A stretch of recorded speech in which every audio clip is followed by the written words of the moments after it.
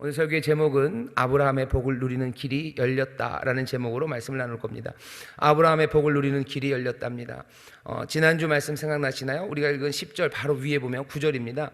그러므로 믿음으로 말미암은 자는 믿음이 있는 아브라함과 함께 복을 받느니라 라는 말씀이 있어요. 아브라함과 함께 복을 받습니다. 함께 복을 받는다는 건 유업을, 유산을 누린다는 것이라는 의미입니다. 아브라함에게 주셨던 그 복을 우리가 기억해야 합니다. 그냥 창세기에 한번 우리가 알고 있는 성경에 있는 영웅처럼 아니면 성경 위인처럼 아브라함을 한번 기억하고 끝낼 사람이 이 사람 아브라함은 아닙니다. 성경 전체 처음서부터 끝까지 계속해서 아브라함 이야기가 나오고요. 아브라함에게 주셨던 그 약속이 폐하여지지 않아요. 계속해서 하나님은 그 약속을 지켜가십니다. 성실하시죠. 약속이 진행되다가 그냥 훅 치워버리고 또 다른 약속이 훅 들어오고 또 그러다가 훅 치워버리고 또 다른 약속이 훅 들어오면 이제 그분과 맺은 언약에 대해서도 우리가 신뢰하기가 어려워요. 뭐냐면은 뭔가 좀 문제가 있으면 훅훅 다 집어 던지시고 다 치워버리는 분이구나 라는 것이 밝혀진다면 지금 우리와 맺은 언약이 이것이 영원할 건지 우리가 끝까지 신뢰할 수 있을지 의심스럽습니다. 하지만 하나님께서는 그 약속을 폐하지 않으셔요. 계속해서 조금씩 더 복되게 바꿔나가시고 조금씩 더 추가하시고 하나님이 양보하시고 그리고 그것들을 더 온전하게 만들어 가실지언정 하나님이 만드신 그 약속을 버리지 않으십니다. 여러 가지 약속들이 구약에 있습니다. 처음 시작은 세상을 창조하시면서 맺었던 언약이죠. 세상을 만드시면서 생육하고 번성해서 땅에 충만하라고 명령하셔요. 그리고 복 주십니다. 그러니 세상을 복 주시려는 하나님의 약속은요 변함이 없습니다. 사람들이 그것들을 망쳐놔요. 그래서 하나님이 심판으로 홍수로 온 지면을 쓸어버리시기는 하지만 하나님은 세상을 복되게 하시겠다는 그 약속을요 뒤로 물리시고 없는 것으로 만들지 않으셨어요. 여전히 그 안에서 더 충만하게 그리고 더 복되게 그리고 더 온전하게 세상을 새롭게 하시려고 합니다. 새하늘과 새 땅을 만드신다고 그러시고 또 이 땅에 있는 모든 피조물들이 정말 하나님의 아들의 나타남을 통해서 더 온전해져 가도록 만들어 가셔요. 하나님께서 맺은 약속은 어느 것 하나도 그냥 삼켜버리신 일이 없습니다. 사람은 약속을 삼켜버려요. 하지만 하나님은 사람이 아니셔요. 인자가 아니십니다. 그러니 시건치 않으셔요. 사람들이 시건합니다. 약속을 맺고 말을 하지만 그냥 꼴딱 먹어버리죠. 그리고 없는 척해요. 하지만 하나님은 인자가 아니셔요. 사람이 아니십니다. 시건치 아니하시는 분이셔요. 하나님께서 아브라함과 맺었던 그 위대한 약속, 온 땅을 향해서 하나님이 맺었던 창세기 처음 창조의 언약 그 뒤로 하나님께서 그 세상을 복되게 하시려는 그 뜻을 이루어내시기 위해서요 아브라함과 또 다시 언약을 맺으신 거죠. 하나님께서 세상을 만들어 놓으시고요 세상이 하나님과 함께 동행하면서 기쁨을 누리는 그런 이 창조 세계를 꿈꾸셨어요. 그리고 그것들을 감당하게 하시려고 사람들을 그 동산에 두셨습니다. 하나님의 동산에 두셨어요. 그 동산은 기쁨의 동산이죠. 하나님과 함께 살아가는 삶은 늘 기쁨입니다. 세상이 점점 더 복되게 가는 그 기쁨, 점점 충만해져 가는 기쁨 가운데 하나님과 인생들이 함께 살려고 계획을 만드셨는데 하나님의 그 선하신 뜻이 다른 사람들이 아니라 바로 우리 인생들, 우리들 때문에 어그러지기 시작하죠. 땅은 아름다운 열매들을 맺어내고 이 땅은 또 복된 강물들이 흐르고 모든 생명들은 귀하게 열매 맺으면서 서로가 서로에게 기쁨과 감사를 주는 그런 땅이 되어야 하는데 사람들이 하나님의 뜻을 어긋나게 만들어요. 자기들이 하나님처럼 하나님이 되고자 하는 마음들, 자기의 마음대로 하고자 하는 마음들, 하나님과 우리 사이의 경계, 그것들을 뛰어넘으려는 그 시도들 때문에 세상은 엉망이 되어버립니다. 땅은 가시와 엉겅퀴를 내기 시작해요. 사람들이 기쁨으로 하던 여러 가지 수고와 노동들은 이제 땀 흘려야 되는 것, 이제는 고통이 되는 것이 되어버립니다. 세상에 고통이 들어옵니다. 왜냐하면 세상에 사망이 들어왔기 때문이에요. 사망의 권세가 모든 것들의 의미를요 그냥 다 엉망으로 만들어 놨어요. 사망이 들어오지 않았을 때는 하나님과 함께 모든 수고도 기쁨이 될 수 있었는데 이제 사망이 들어오기 시작하면서부터 일하는 것도 두려움으로 일하죠. 먹고 살기 위해서요 죽을까 봐 일합니다. 죽지 않으려 일하니 그 일들의 의미가 뒤틀어지는 거예요. 내 생존을 위해서 일해야 되니 사람들 눈치 봐야 되는 거고, 내 생존을 위해서 일하는 것이 되어버렸으니 사실은 생존만 보장된다면 이 일의 의미는 얼마든지 바꿔내도 상관이 없는 것들이 되어버립니다. 하나님이 바라시던 세상이 아니에요. 그러니 하나님께서는 그냥 두고 보실 수는 없으시죠. 두고 보실 수는 없으셔서 노아의 홍수처럼도 안 돼요. 그리고서 하나님께서 또 복 주시겠다고 생각하셨지만 사람들은 바벨 그것들을 지으면서 하나님의 뜻에 또 어긋나기 시작합니다. 하나님이 모두를, 인류 모두에게 뭔가를 이야기하는 것 가지고는 되지 않겠다 생각하셨어요. 그러니 세상을 복되게 하는 약속, 그 약속을 이루어 가기 위해서요, 하나님이 한 사람 아브라함을 부릅니다. 전체를 한꺼번에는 아니에요. 하지만 한 사람, 한 가족을 통해서 하나님이 온 세상을 하나님의 뜻대로 새로운 복의 동산, 기쁨의 동산으로 만들려는 그 계획을 시작하십니다. 그래서 부른 사람이 아브라함이에요. 그리고는 아브라함에게 약속을 하시죠. 내가 너에게 복을 주겠다고. 그래서 너와 네 자손들을 통해서 세상 모든 민족이 복을 얻게 하겠다고, 세상을 기쁨의 나라로 만들겠다고, 내 뜻, 사람들의 뜻이 아니라 내 뜻이 이루어지는, 그 선하신 뜻이 이루어지는 그런 세상을 만들겠다고, 그 복된 세상, 복된 삶을 아브라함에게 약속합니다. 그리고 아브라함의 자손들도 그 일들을 누리게 될 거라고 얘기를 해요. 하지만 가족이라는 게 이렇게 대를 이어서 가는 거죠. 그러고 나면 처음 시작할 때부터 아브라함 말고 다른 사람들이 있었어요. 이 사람들은 어떻게 되는 겁니까? 아브라함의 자손들을 통해서 다른 모든 민족들, 다른 사람들까지 하나님의 복을 누리게 하시겠다고, 그게 하나님이 아브라함과 맺은 언약입니다. 이 일들이 제대로 잘 되었으면 좋겠는데 이 아브라함의 가족들이라는 사람들도 그 일에 실패합니다. 아담이 하와가 실패했던 것처럼 어떻게 우여곡절 끝에 더 크신 은혜와 더 놀라우신 돌보심을 이 아브라함의 가족들에게 주셔요. 제대로 하나님의 복된 삶을 살아갈 수 있도록 말씀을 주시고, 또 율법을 주시고, 또 시시때때로 능력으로 도우시고 건지시고 그 영광을 보이시고, 그래서 그 율법 말씀 따라 살아갈 수 있는 많은 여건들을 다 마련해 놓으십니다. 은혜로 채우시고 복 주시고 싸워 이기시고 보호하시고 상상도 할 수 없었던 크신 사랑을 베푸시고 그 광야에서 먹이시고 하나님의 뜻대로 살지 않았던 사람들을 다시 돌이키시고 또 돌이키시고 하면서 아브라함에게 주셨던 그 약속 그대로 이 아브라함의 자손이 하나님의 복을 누리게, 그래서 또 이 사람들을 통해서 세상 모든 민족이 복을 누리게 하는 그 길로 이끌어 가시고 또 이끌어 가셨어요. 그런데 하나님이 주신 약속의 땅에서 그 일을 하실 수 있다고 생각했는데, 하나님이 그들과 함께 거하시면 이 일이 될 거라고 생각했는데, 아브라함의 자손들, 소위 말하는 유대인들, 이스라엘, 그 사람들이 실패합니다. 실패했으면 이제 어떻게 되는 건가요? 하나님의 약속은 하나님이 폐기하십니까? 어떻게 보면 폐기한 것 같아요. 떠나지 않는다고 하시더니 하나님이 떠나시고 이 땅을 우리에게 주신다고, 이 아브라함의 자손들에게 주신다고 가나안 땅을 약속하셨는데 이제 그 가나안 땅도 빼앗기게 되고 약속은 다 무너진 것 같아요. 이제 하나님의 뜻은 이 땅에 더 이상 없어진 것 같이 됩니다. 하나님께서 늘 그러셨어요. 이렇게 엉망이 된 하나님의 언약, 하나님의 약속을 하나님은 그냥 버리지 않으셔요. 우리는 이미 포기하셨나 보다 생각할지 모르지만 하나님은 인자가 아니십니다. 시건치 않으셔요. 아브라함 자손에게 약속하셨던 그 약속, 너에게 복을 줘서 세상 모든 민족이 복을 얻게 하겠다 하는 그 약속, 하나님이 지키시고 또 그 일을 이루시기 위해서 하나님은 또 새로운 일을 시작하십니다. 바울이 지금 얘기하는 건요, 아브라함에게 주셨던 증거입니다. 아브라함에게 약속하셨던 그 약속, 그 복이 우리에게 임했어요. 왜 망친 것 같은데 우리에게 임했어요? 하나님의 약속은 지금도 우리 가운데 그대로 전해져서 우리에게, 아브라함에게 주셨던 그 복을 누리게 하시고, 아니 누릴 뿐만 아니라 더 풍성하게 누리게 하신다고 지금 바울은 알고 있고 그렇게 믿고 있습니다. 여러 가지 설명돼야 될 게 있어요. 설명돼야 되는 게 있죠. 그래도 아브라함의 자손들, 유대인들이 살아가는 방식과 우리 믿는 사람이 살아가는 방식은 다른데요. 이게 뭐가 약속이 아예 새로운 거, 예전 약속은 끝난 거 아닙니까? 바울이 설명을 해요. 그거 아니다. 오늘 우리에게 주신 말씀 10절부터 14절이 바울이 그 이야기를 이렇게 짧은 것 안에서 설명해냅니다. 방식은 뭐냐면 구약에 있는 말씀들을 하나씩 계속 갖고 와요. 그러면서 자기의 논리를, 설명을 이어갑니다. 뭐라고 이어가는지 우리가 잘 보았으면 좋겠습니다. 먼저 10절입니다. 무릇 율법 행위에 속한 자들은 저주 아래 있나니 기록된 바 누구든지 율법책에 기록된 대로 온갖 일을 항상 행하지 아니하는 자는 저주 아래 있는 자라 하였음이라.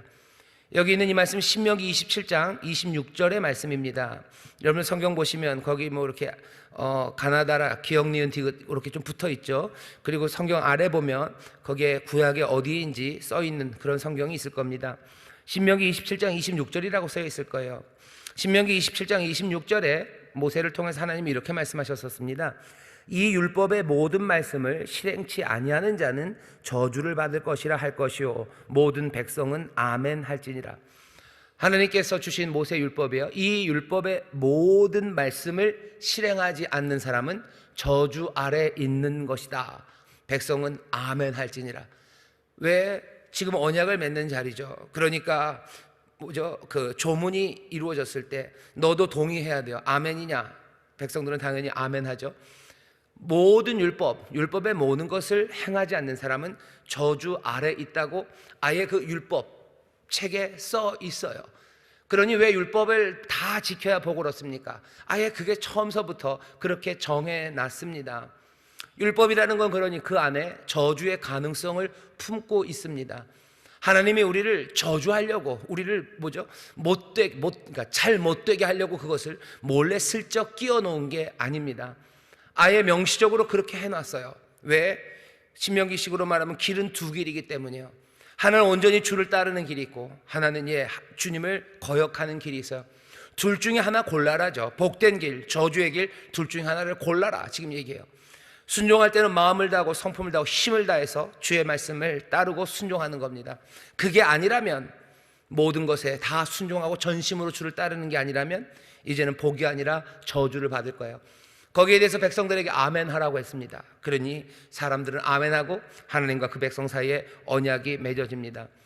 율법의 모든 말씀을 실행하지 않으면 저주를 받는 겁니다. 그러니 율법 행위에 속한 자는 저주 아래에 있습니다. 그러니까 저주의 가능성 아래에 있어요. 율법으로 살아가는 사람들, 하나님에게 받은 율법으로 우리는 살아갑니다. 이것 따라 살아가면서 복을 누리겠습니다라고 그 율법의 테두리 안에서 살아가는 사람은요, 누구든지 다 저주 아래에 있어요.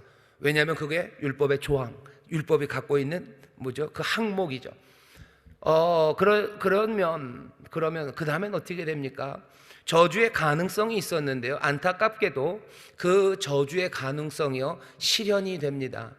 어떻게 실현되냐? 11절 보시면 또 하나님 앞에서 아무나 율법으로 말미암아 의롭게 되지 못할 것이 분명하다라고 돼 있어요. 왜 분명합니까? 분명한 이유는 그런 거죠. 하나님의 율법의 규정이 우리 가운데 주어지는데 그 규정이 우리를 골탕 먹이려고 하는 게 아니에요. 진짜 지키기 어려운 것들 거기다 써다 놓고 이거 못 지키게 하려고 하나님이 우리에게 저주를 주려고 이상한 풀지도 못할 문제 가져다 놓은 거 아닙니다. 가끔 가다가 요즘 수능에도 보면 킬러 문항 그래서 진짜 아이들 누구도 풀 수 없을 것 같은 그런 문제들을 끼워놔요. 이유는 변별력을 키우기 위해서죠. 학생들 줄 세우기 위해서. 너무너무 비슷하면은 한 점수대 사람들이 너무 많아지면요, 도대체 누구를 뽑아야 될지 난감해요. 그러니 줄 세우기 위해서 킬러 문항, 진짜 어려운 문제들을 갖다 집어넣습니다. 율법은 그러지 않아요. 하나님이 이 율법을 모든 백성이 다 지키도록 하려고 주신 거지, 못 지키게 하려고 야비하게 넣어놓은 문항 그런 건 없습니다. 그러면 다 지킬 수 있는 거 아닙니까? 당연하죠. 그런데 바울이 얘기해요. 그런데 율법으로 말미암아 의롭게 되지 못할 것, 누구도 되지 못할 것이 분명하대요. 왜 분명하죠? 누구는 그래도 다 지킬 수 있는 거 아닙니까? 바울이 한 사람 한 사람 다 따져본 것 아니잖아요. 수천만 중에 한 명이라도 그 율법을 온전하게 지켜서 아브라함의 복을 이어갈 수 있는 그 가능성, 왜 그 가능성을 닫아버립니까? 근데 바울은 그 가능성을 닫아버려요. 그렇게는 안 된다. 아무도 그렇게 할 수는 없다. 저주의 가능성이 있어요. 그리고 그 가능성이 실현되었다는 것을 경험적으로 하나하나 숫자를 쉬어서 여태까지 태어난 사람들 다 따라가 보아서 결론, 이 사람도 실패, 이 사람도 실패, 이 사람도 실패, 이 사람도 실패. 그러니 누구도 율법으로 의롭다함을 얻을 수 없다라는 소위 말하는 경험적인 결론을 내는 게 아니라요, 지금 바울은 연역적으로 아예 그냥 처음 시작서부터 누구도 율법으로는 의롭다 할 수 없다, 의롭게 되지 못한다라고 결론을 내려버려요. 어떻게 그럴 수가 있습니까? 바울은 지금 말씀 하나를 인용합니다. 그리고 그 말씀을 인용하는 건 그냥 아무 경험 없이, 눈에 본 것 없이 하는 것 아니에요. 바울도 알죠. 이스라엘이 그 말씀대로 살아가다가 역사 속에서 벌어진 일들을 압니다. 역사 속에서 벌어진 일들은요, 남 그리고 북, 이스라엘과 유다가 갈라지고, 이스라엘은 먼저 하나님의 길에서 심각하게 떠나가죠. 유다의 왕들이 더 훌륭해서는 아닙니다. 하나님이 다윗에게 맺은 언약이 있기 때문에 유다의 왕들을 지키시고 더 용서하시고 은혜로 붙잡아 주신 거예요. 그렇다고 해서 이스라엘 왕들은 뭐 하나 잘못할 때마다 바로바로 제거하시고 그런 것도 아닙니다. 하나님이 이스라엘의 왕들에게도 은혜 베풀어 주시고 또 이스라엘 왕들을 통해서 그 이스라엘 백성들도 지키시고 보호하셨지만, 그래도 다윗에게 주신 약속보다는 여기 이스라엘에게 주신 약속이 조금은 덜 하기 때문에 이스라엘은 먼저 망해갑니다. 먼저 악해져요. 먼저 하나님의 법에서 떠나가기 시작하죠. 그러니 이스라엘 다 깨져버리고요, 그 다음에 또 이 남쪽 유다마저, 다윗의 왕위가 영원할 거라고 하나님이 약속하셨는데 그 약속에 있었던 유다마저 무너져 갑니다. 다윗과의 주신 약속은 어떻게 됩니까? 우리는 알죠. 그 다윗의 위에서 영원한 나라, 흔들리지 않는 나라를 세우실 바로 우리 예수 그리스도, 그 영원하신 왕이 나셔서 하나님이 다윗에게 하셨던 그 약속을 이어가십니다. 하지만 그 전에는 보여지는 건 뭐죠? 다 망하는 거예요. 몽땅 다 유린당하고 땅 빼앗기고 추방당하고. 그러니 이제 하나님의 약속하심, 하나님의 땅에서, 하나님의 나라에서, 하나님이 다스리는 그곳에서 이 사람들이 복을 누리고 세상에 복이 되는 이 계획이 무너진 것처럼 보여요. 그것들이 눈에 보입니다. 그래도 혹시나 모르는 거죠. 혹시나 율법으로 의를 받을 사람, 그 사람이 있을지도 모르겠죠. 다 살핀 건 아니니까요. 하지만 바울은 단언할 수 있습니다. 그런 사람은 없어요. 누구도 그렇게 할 수 없다라고 한 이유는 역사적인 그 과정을 보았을 뿐만 아니라요, 여기 하박국 말씀입니다. 하박국 2장 4절 말씀을 11절에서 인용합니다. 하박국 2장 4절은 이렇게 되어 있어요. 보라, 그의 마음은 교만하며 그의 속에서 정직하지 못하니라. 여기서 그는 이스라엘입니다. 유다입니다. 이스라엘과 유다, 하나님의 백성들 교만해요. 그리고 그의 속에 정직하지 못합니다. 교만한 거 하나님 앞에 죄예요. 하나님의 백성이라는 이스라엘 교만해요. 그의 속에는 정직하지도 못해요. 그러면 모든 가망성은 없는 겁니다. 뭐라 정직하기라도 한다면 어떻게 할 텐데, 이건 정직하지도 못해요. 교만함과 그 죄악이 그 가운데 있어요. 그러니 틀린 거죠. 에라, 이 사람들은 틀렸다라고 얘기하시는 거예요. 누가? 하나님이 하시는 거예요. 하나님이 틀렸다라고 얘기하시니 바울도 동의하는 겁니다. 틀렸구나라고 하는 거예요. 누구도 율법으로 하나님 앞에서 의롭다함을 얻을 수 없겠구나. 하나님의 말씀대로 우리가 복 있는 삶, 그래서 세상에 복이 되는 그 길을 이제 막혔구나. 그런데 하박국의 하나님의 말씀이, 2장 4절 말씀이 사실은 눈물이 나는 말씀입니다. 보라, 그의 마음은 교만하며 그의 속에서 정직하지 못해요. 이제 끝났죠. 그러나 바로 붙는 말은요, 그러나 의인은 그 믿음으로 말미암아 살리라 얘기하셔요. 그 길은 끝났지만 이제 어떻게 살게 하신대요? 믿음으로 살게 하는 거예요. 율법의 말씀을 순종하고 그것들을 다 지켜서가 아니라 이제 믿음으로 사는 것, 그 길을 하나님이 여시는 겁니다. 망쳤죠. 교만하고 정직하지 못해서 망쳤어요. 하나님이 아셔요. 그렇지만 하나님이 믿음으로 살겠다고 얘기하시죠. 믿음으로 살겠다고 하나님이 말씀하셨다는 걸 바울은 어떻게 유추합니까? 믿음으로 산다라는 이야기는 이제 율법으로 하는 것들은 끝났다는 이야기예요. 율법으로 누구라도 의를 이루었다면 하나님은 그 길, 그 사람을 통해서 역사하실 거예요. 하지만 그게 없으니 하나님이 이제는 믿음으로 살겠다, 믿음으로 하자라고 얘기하신 것 아니냐. 하나님이 믿음으로 하자라고 얘기하신 것 자체가 유추해보면 누구라도 율법으로 의를 이룰 수 없기에 하나님이 믿음으로 하는 거라고, 그렇게 바울은 지금 유추하는 겁니다. 한 사람 한 사람을 다 경험적으로 세워서 그런 게 아니에요. 하나님께서 여긴 끝났고 이젠 믿음으로 하자 하는 그 이야기가 우리에게 의미하는 바는 누구도 율법으로 의롭다함을 받지 못하는 그 율법의 저주 아래 모두가 있을 가능성이 이제 현실이 되었다는 것, 그 이야기를 지금 바울이 우리에게 전해주는 겁니다. 망할 수 있었어요. 그렇죠? 10절에서 말하는 건 망할 수 있었다. 저주의 가능성이 거기 있었어요. 망할 수 있었는데 뭐요? 정말 망했다요. 망칠 수 있었어요. 예, 그런데 정말로 망친 거예요. 하나님은 망치기를 바라지 않으셨어요. 복된 길로 가길 원하셨어요. 하지만 그 저주의 가능성이 거기에 있는 율법이기에 그래도 망칠 가능성과 망할 가능성이 있었는데 이스라엘은 그 길을 간 겁니다. 정말로 망쳤죠. 하나님은 아브라함에 약속하셨던 그 복, 그 약속을 그냥 폐기하십니까? 이 사람들이 망쳐놓은 거예요. 이 사람들이 그 복된 길을 막아버렸어요. 어떻게 합니까? 어떻게 합니까? 믿음이라는 가능성을 열어주셨는데요, 그 다음에 묻고 싶은 거죠. 아, 그래? 믿음으로 살아가는 거야? 그러면 좋습니다. 그러면 율법의 행위로 살아가는 것도 믿음으로 살아가는 거 아니겠습니까? 바울은 그걸 닫아버립니다. 12절입니다. 율법은 믿음에서 난 것이 아니다. 믿음으로 산다라고 했을 때 그 믿음에 율법도 들어갑니까? 바울은 아니, 율법은 믿음에서 난 것 아니에요. 왜냐하면 이를 행하는 자는 그 가운데서 살리라 하였느니라. 여기 이를 행하는 자는 그 가운데 살리라 하셨다 하는 말씀은 레위기 18장 말씀입니다. 레위기 18장 5절에 보면 이렇게 써 있습니다. 너희는 나의 규례와 법도를 지키라. 사람이 이를 행하면 그로 인하여 살리라. 나는 여호와니라. 율법을 주시면서요, 이것을 행하라고 하셨어요. 이것을 행하라, 그러면 살리라 하셨죠. 행하라라는 이야기는 믿어라라는 얘기와 전혀 다르다는 겁니다. 12절 다시 읽어볼까요? 율법은 믿음에서 난 것 아니다. 왜? 율법은 뭐라고 얘기해요? 이를 행하라라고 얘기해요. 행하는 자가 그 가운데 살리라 했죠. 하박국을 통해서 새롭게 주시는 것은 믿음으로 살리라 했어요. 레위기에서 뭐요? 행하는 자가 살리라 했어요. 전혀 다르다. 전혀 다르다. 그러니 율법으로 살아가는 것, 그건 믿음으로 살아가는 것 아니에요. 이제는 모두가 다 저주 아래 있어요. 남은 건 하나 가능성, 믿음으로 사는 그 가능성만 열려 있는 겁니다. 믿음으로 사는 가능성만 열려 있는데, 그럼 그 망한 문제는 어떡합니까? 그 망해버린 문제는 어떻게 해요? 이스라엘은 다 망했어요. 아브라함의 정말로 육의 자손들은 다 망하는 길로 갔습니다. 그럼 그 사람들은 끝난 거고 뭔가 믿음의 사람들이 새롭게 나옵니까? 바울은 또 그거는 아니래요. 13절입니다. 그리스도께서 우리를 위하여 저주를 받은 바 되사. 여기 우리라는 말은 조금 배타적으로 이해하시면 좋겠어요. 여기서 우리는 그냥 갈라디아 사람들과 바울 자신 몽땅을 다 얘기하는 게 아니라요, 이 글을 쓰고 있는 바울을 말합니다. 우리는 뭐예요? 유대인들이에요.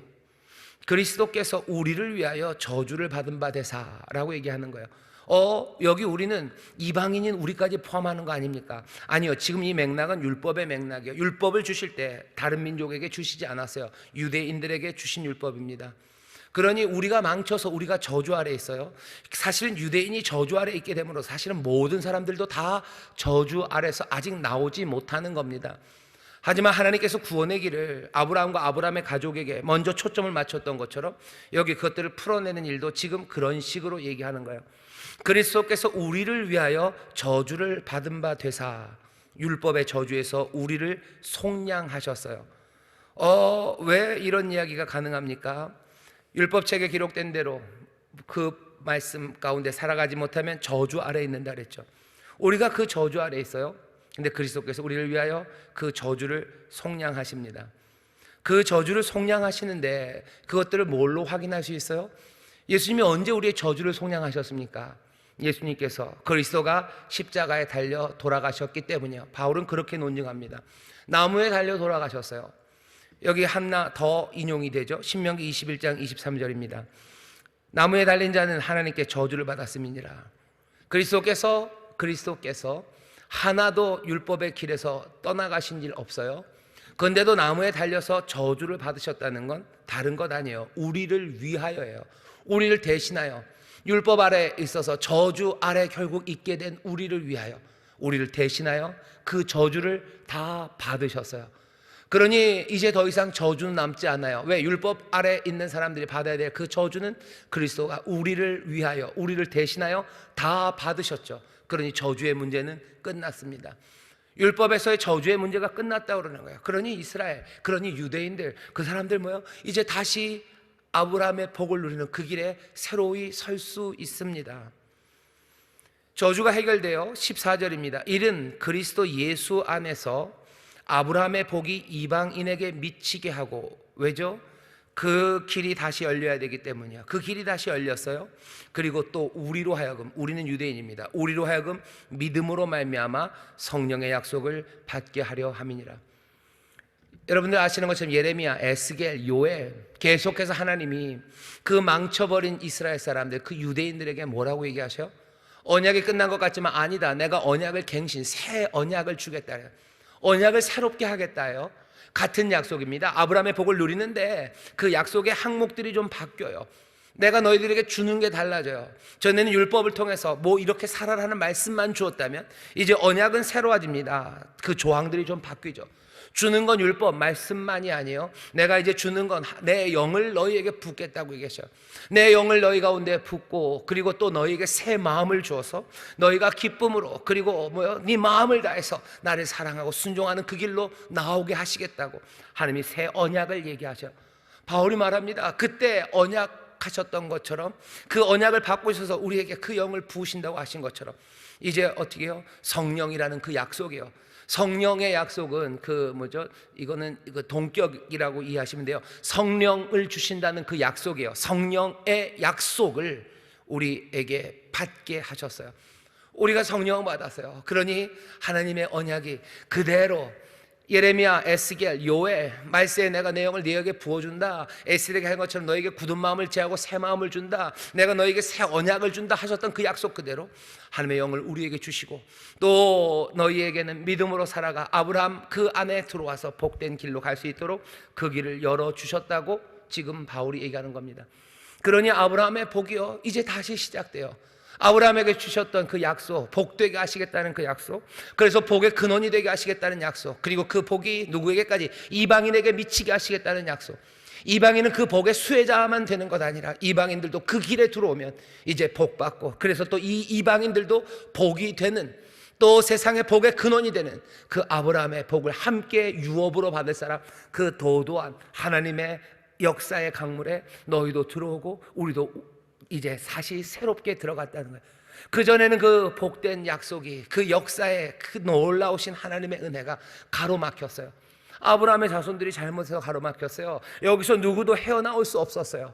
하지만 그리스도께서 십자가에서 죽으시고 나무에 달린 자마다 저주 아래 있는 자라 하셔서 저주 받지 않으실 분이 우리를 위하여, 우리를 대신하여 그 저주를 다 감당하셔서 그 은혜의 길을 막고 있었던 그 문제 해결하시고, 하나님이 약속하셨던 것처럼 성령을 우리에게 부으시죠.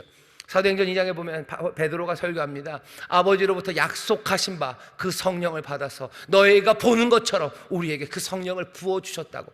성령을 주셨다는 건 무슨 의미예요? 하나님이 아브라함에게 주셨던 그 약속이 어그러지고 망가졌지만 이제 그 약속을 새롭게 하여 그 길을 여시겠다는 그 증거, 아니 그 약속의 조건들, 그리고 거기에 하나님이 제공하여 되실 것, 그것들이 우리에게 제공되기 시작한 거예요. 하나님이 우리에게 내어주신 겁니다. 보증으로 내어주신 거죠. 아브라함의 복이 다시 시작된다, 저주가 거쳐지고 그 뜻대로 다시 이루어져 갈 수 있다라는 그 선언을 성령을 주심으로 하신 거예요. 그러니 바울은 떨리는 겁니다. 우리 가운데 성령이 임하셨다는 거, 하나님이 약속하셨던, 오래전에 하셨던 그 약속이 아브라함에게 주셨던 언약을 새롭게 하시고 더 풍성하게 하시고 더 복되게 하신다는 그 귀하신 약속이 이제 말세 우리에게 그 성령이 임함으로 우리에게 다시 한번 확인되고 그 길이 열려요. 그 길이 열리니 이제 이방인에게도 복음이 증거된 거죠. 갈라디아 사람은 이방인들입니다. 어떻게 이렇게 된 거야? 바울에게, 그리고 그 많은 사람들에게, 사도들에게 성령이 임하시고, 그러니 이방인에게 복이 전해지죠. 그래서 믿음으로 말미암아 살게 되는 그 길로 이방인들 들어오게 된 거예요. 그러면 이제 너희들도 아브라함의 자손이요, 믿음으로 아브라함의 자손이 됐으니 너희도 아브라함의 유업, 복이 되고 또 복을 누리고 복이 되는 그 길로 너희들이 들어왔다고 바울은 지금 갈라디아 사람들에게 얘기하는 겁니다. 이 일이 무엇으로 됐느냐는 거죠. 너희들 믿음으로 한 것 아니냐. 우리에게는 하나님의 영이 임하고, 그래서 우리도 믿음으로 성령이라는 약속을 받고, 너희들도 믿음으로 여기 이 아브라함의 자손이 되는 이 귀한 삶의 변화가 이루어졌는데, 다시 뒤로 돌아가면 왜 할례라는 말도 안 되는 율법의 행위, 그것으로 돌아가냐고. 믿음으로 그렇게 된 것 아니냐고. 성령의 약속, 성령이라는 약속을 우리에게 선물로 주심으로 그 믿음으로 그것들 받아들인 우리가 하나님의 자녀 된 거 아니냐고 지금 바울은 논증하고 있는 겁니다. 오늘 바울의 이 이야기를 들으면서요, 우리가 알게 되는 것은 우리가 갈라디아 사람처럼 지금 할례 그리고 무할례, 할례를 받아야 되는지 말아야 되는지를 싸우고 있는 상황은 아닙니다. 하지만 바울의 이야기를 쭉 우리가 읽으면서요, 우리가 배워야 되는 제일 큰 것 하나는 하나님께서 이 땅에 어떻게 구원의 일들을 이루어 가시는지에 대한 우리의 깨달음입니다. 우리의 역사예요. 우리가 믿는 거는, 우리가 붙잡은 진리는 허공에 떠 있는 무슨 철학적인 시스템이 아니에요. 이 땅에서 한 발 한 발 땅을 딛고 살아갔던 사람들, 그 사람들 가운데 하나님께서 맺으셨던 약속과 또 그 사람들이 망쳐놓은 삶들과 이 땅의 역사, 거기에서 분명하게 보여지고 이 땅의 역사에서 지금 진행되고 있는 하나님의 은혜의 손길입니다. 하나님의 역사를 그렇게 만들어가고 계셔요. 우리가 오늘 살고 있는 이 삶도요, 하나님이 오래전에 사랑하시사 주셨던 그 귀하신 약속과 은혜의 선물, 그 안에서 살아가고 있는 거예요. 내 삶은 그냥 하늘에서 뚝 떨어진 사람 아니에요. 무슨 화가산 거기 그 돌 안에서, 돌에서 태어난 우리가 손오공 같은 사람 아닙니다. 그냥 뚝 떨어진 사람 아니에요.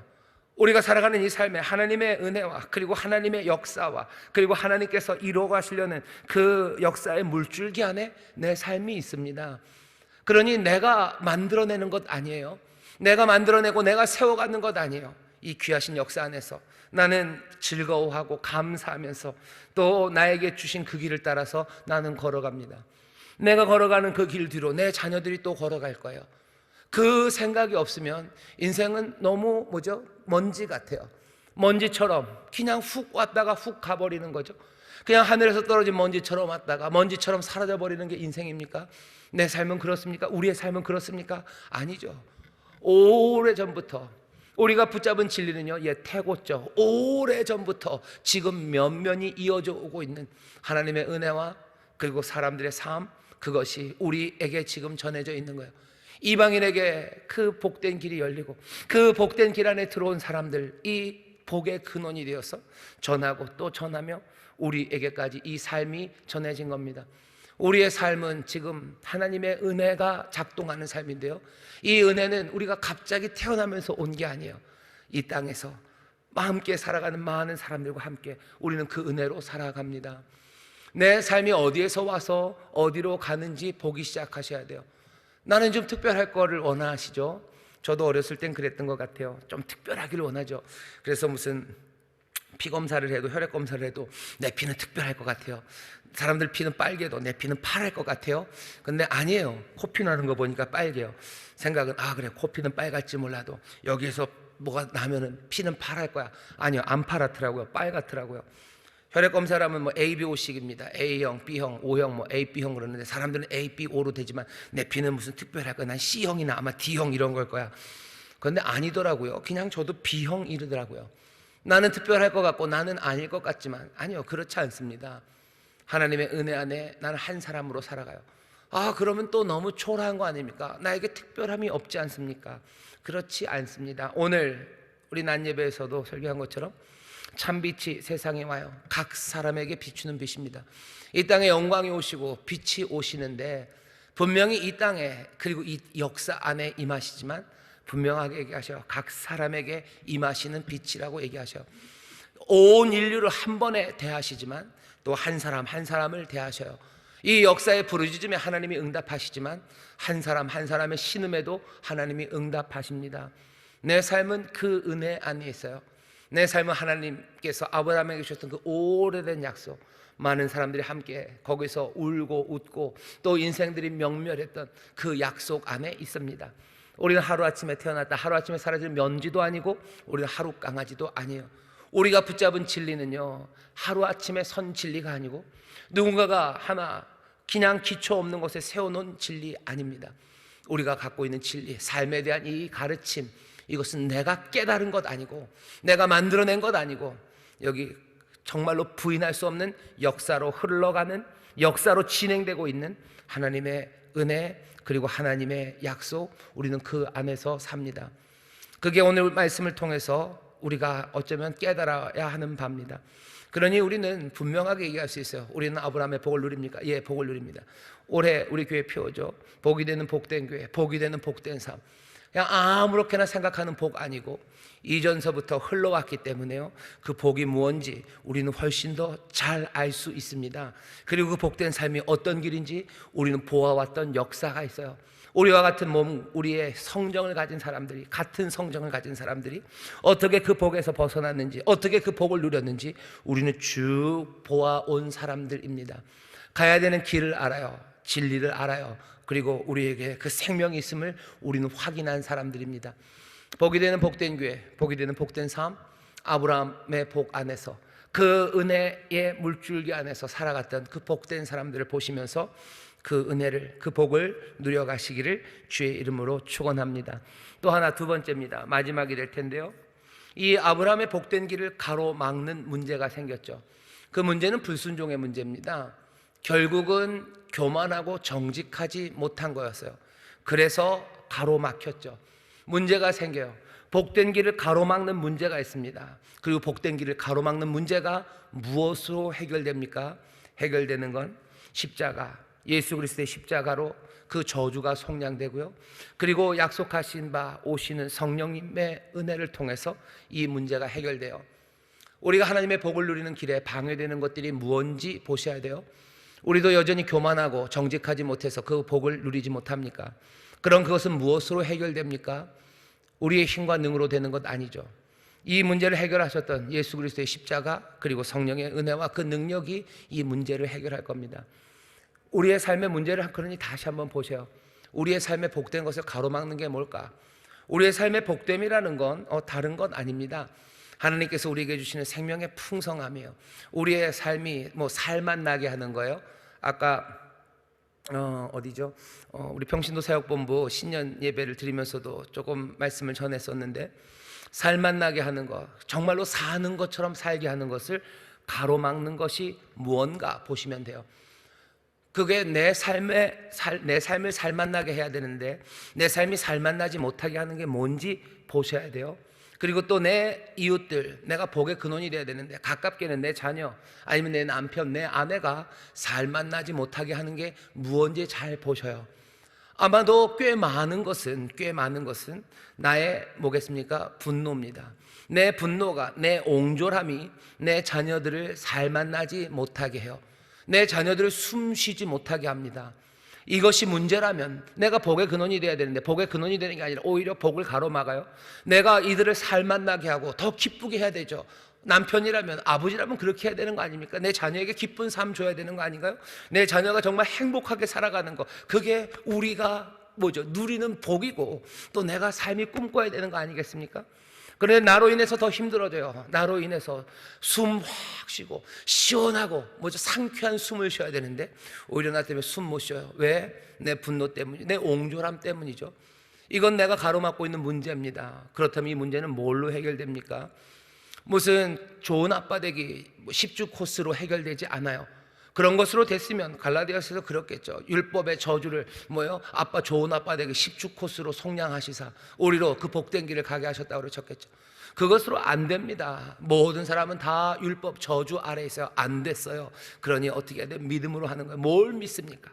예수 그리스도 그 십자가 붙잡고요, 그리고 성령의 은사, 성령의 그 놀라우신 능력, 그 성령의 도우심, 그것들 붙잡는 거예요. 그것을 믿음으로 이 문제가 해결됩니다. 이게 어떻게 해결될지, 그러니 은혜 앞에 서셔야 돼요. 우리에게 부으시는 사랑과, 그리고 또 우리를 도우시는 성령의 도우심 가운데 우리의 삶의 변화죠. 사랑과 희락과 화평과 오래 참음과 자비와 양성과 내 삶이 변해요. 내 이 옹졸함을 주여 나로 보게 하시니 하나님의 은혜로 나를 바꾸시라고. 십자가가 나를 바꿔요. 그리고 성령의 능력이 그걸 바꿉니다. 내 마음에 있는 옹졸함만 내 자녀들과 내 아내들, 우리 가족들을 숨쉬지 못하게 하고, 그리고 제대로 살지 못하게 하는 것만은 아닙니다. 사실은 내 능력에 부족도 있어요. 내가 능력이 부족한 거죠. 내가 너무 바보 같아서 이리 속고 저리 속아서 내가 돈 여기 띄고 저기 띄는 바람에 내 자녀들 못 사는 거죠. 그게 아버지가 해야 될 일 아닙니다. 남편이 해야 될 일 아닙니다. 그러니 필요한 건 뭐예요? 하나님의 도우심이에요. 하나님의 능력이 필요합니다. 그러니 구하는 거예요. 지혜를 구하는 거예요. 아브라함에게 하나님의 용기를 주시고 하나님의 그 발걸음 인도하신 것처럼 하나님 이 문제를 해결해 달라고. 내 삶에 아브라함의 복을 생각하시면서요, 이게 무슨 꼭 마음의 문제만이 아니에요. 아브라함이 누렸던 게 그냥 마음의 평안만을 누립니까? 천만에요. 거기에 자기의 자녀들과 그 후손들이 먹고 살 수 있는 것들, 그것 마련하는 거예요. 아버지에게는 그 힘이 필요합니다. 아버지에게는 그 힘이 필요해요. 그리고 그 마음이 필요한 거예요. 그러니 그 문제는 또 어떻게 해결합니까? 당연히 십자가 그리고 성령님이요. 그것들을 믿는 믿음입니다. 은혜를 믿으며 용감하게요. 은혜를 믿으며 그러니 정직하게요. 은혜를 믿으며 그리고 성령님의 도우심을 구하며 그 주시는 선물로 내가 필요한 지혜와 그리고 능력, 그것 주실 것을 믿고 내 삶을 하나하나 헤쳐나가는 거죠. 그러니 내 자녀들, 내 가족 부양하고 먹여 살리기 위해서 내가 그들을 위해서 수고하는 그 일에 나는 뭘로 합니까? 믿음으로 하는 거예요. 오만한 자들 따라가면 안 됩니다. 죄인의 길을 서면 안 됩니다. 악인이 하는 그 일들 따라가는 것 아니고 그 십자가의 은혜와 성령의 능력, 그거 믿음으로 일하기 시작하는 거예요. 거기에 이전에서도 그랬고 앞으로도 그렇겠지만 하나님이 약속하셨어요. 복되게 하시고 복의 근원이 되게 하신다는 그 약속, 그 말씀을 이루어 가실 겁니다. 내 삶도 마찬가지. 내 삶에 복이 넘쳐야 돼. 내 삶의 복을 무엇이 가로막습니까? 내 안에 있는 슬픔이 나를 기쁨에 가지 못하게 해요. 내 안에 눌려있는 것들, 내 안에 걱정과 염려들, 그 모든 문제들은 어떻게 해결됩니까? 걱정을 날려버리는 무슨 11코스예요? 뭐 단식 열을 하면 되는 거예요? 뭐 명상하면 됩니까? 그렇으면 뭐 그랬겠죠. 율법의 저주 아래서 명상으로 우리를 속량하게 하시사. 아니, 그런 것 없어요. 믿음으로입니다. 은혜 앞에 나가서 내 모든 무거운 짐들, 수고한 것들, 염려들 다 내어버려야 되는 거죠. 성령께서 우리에게 부어주시는 생명으로, 성령께서 우리에게 부어주시는 그 신령한 것들로 다시 일어서기 시작해야 되는 거죠. 내 삶의 복된과 복의 근원이 되는 걸 가로막는 것, 그것들이 무엇으로 해결됩니까? 다른 것 없어요.